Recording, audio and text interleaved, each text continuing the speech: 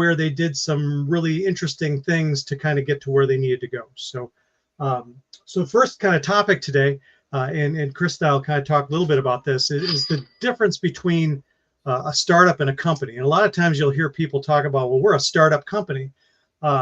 Steve Blank, the kind of the startup guru from University of California, has a very clear difference between what these two organizations are, and I think it's very important. In a nutshell, a startup is an organization not designed to make money, but instead tasked with discovering a business model that's scalable and repeatable. Whereas a company is an organization designed to execute on a business model.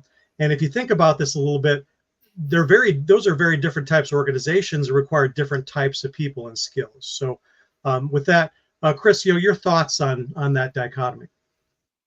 Yeah, I think it's an interesting definition. I think it is important that you've got different skill sets for launching and for essentially managing. Launching, typically there's is it the 3 H's that you need in a startup launch team, which is hustler, hacker. What were they? What were they? Hustler, yeah. Hipster. And what was the other one? Essentially, Apple is the and the other one was like the geek person here. But if you look it up, it's I can't off the top of my head remember. But Apple is the archetypal version of that, where you've got the hipster was kind of like Jonathan Ive, the designer. Then you've got the hustler is Steve Jobs, and then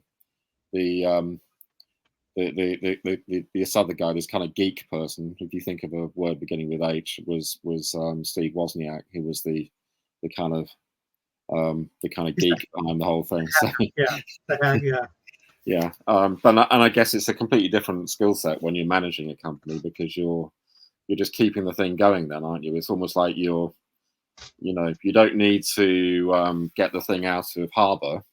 You're simply steering the ship while it's on the open sea, aren't you? So it's a different skill set.